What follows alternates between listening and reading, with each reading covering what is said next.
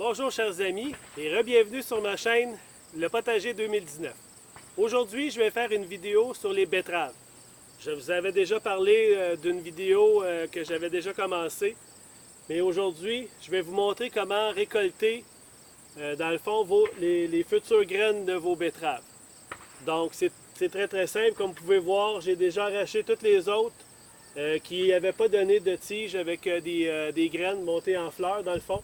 Donc, j'ai gardé l'équivalent de 1 à 2 tiges par sorte de betterave.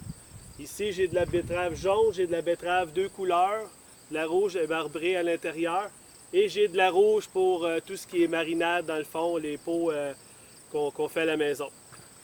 Donc, comme on peut voir, ici, j'ai gardé plusieurs branches avec, à chaque extrémité, dans le fond, les futures graines. Restez là, je vous montre comment faire.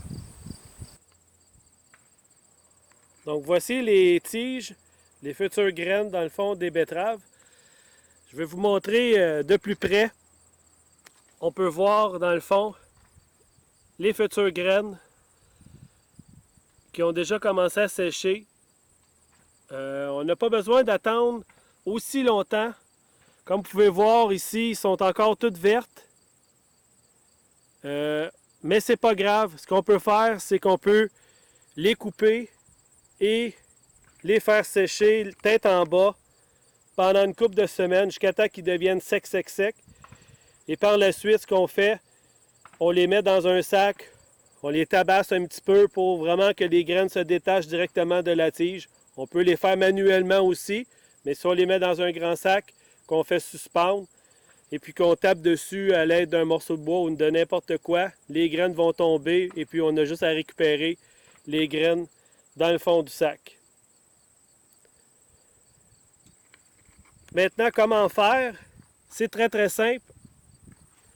On a toujours besoin de notre sécateur ou n'importe quoi qui a été nettoyé, qui a été désinfecté avec de l'alcool.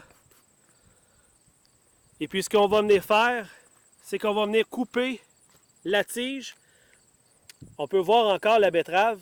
Si on veut conserver la betterave quelques semaines au frigo, ce qu'on peut faire, ou si, mettons, on veut les donner à quelqu'un d'autre ou les vendre, on doit couper la tige environ une vingtaine de centimètres plus haut.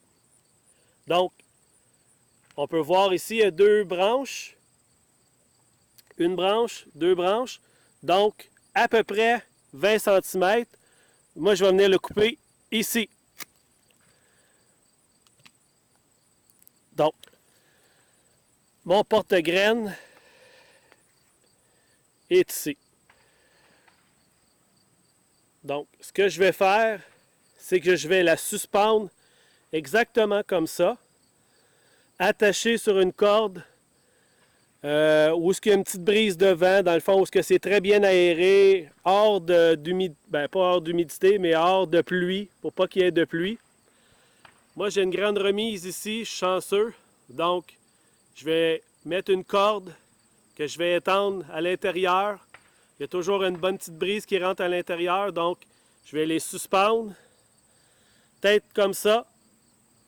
Et puis je vais attendre qu'ils sèchent. Un coup qu'ils vont être séchés, toutes les belles petites graines ici vont me donner des futures graines pour mes betteraves l'année prochaine. Donc, comme je vous disais, j'ai gardé, ici j'ai deux jaunes dans le fond. On les reconnaît par leurs tiges qui sont complètement vertes.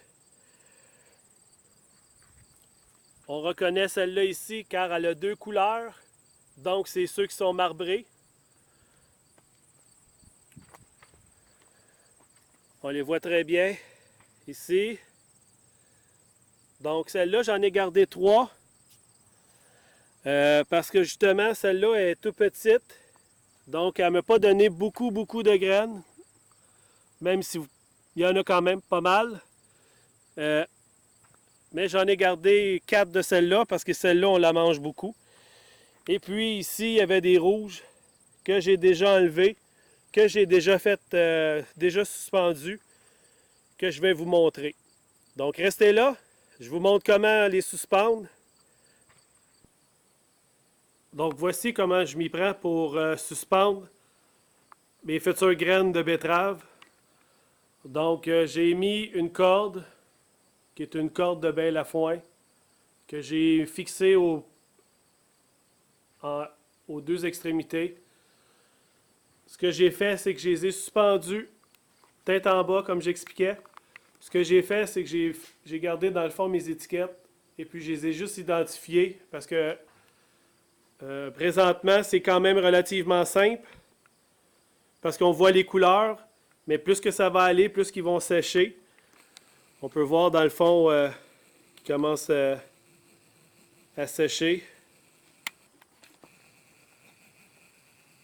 Désolé pour le zoom. Donc, on voit qu'ils commencent à sécher. Donc, un coup qu'ils vont être secs, ils vont tout être de la même couleur. Ils vont tout être bruns au complet. Donc, mais par la suite, ça va être très compliqué de pouvoir les identifier.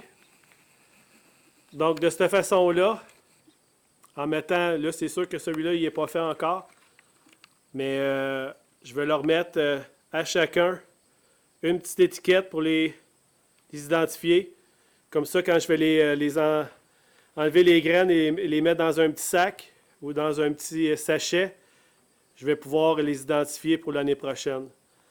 Quand on conserve nos graines, quel que soit le légume qu'on fait, dites-vous qu'on ne peut pas les conserver plus qu'environ 3 ans. C'est sûr qu'on peut les garder, peut-être une 4e année. Moi, je ne prends pas de chance. C'est sûr que la quantité de graines que j'ai, c'est sûr que j'en vends, j'en donne. Je m'en garde aussi, mais je m'en garde toujours une quantité que j'ai besoin à chaque année.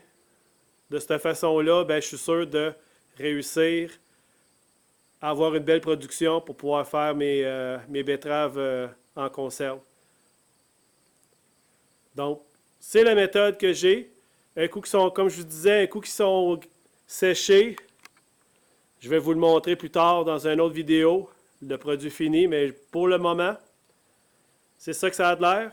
Donc, si vous avez des questions, des commentaires, n'importe quoi, laissez-le moi savoir en bas dans les commentaires. N'oubliez pas de cliquer sur le bon pouce ou pas si vous avez aimé la vidéo.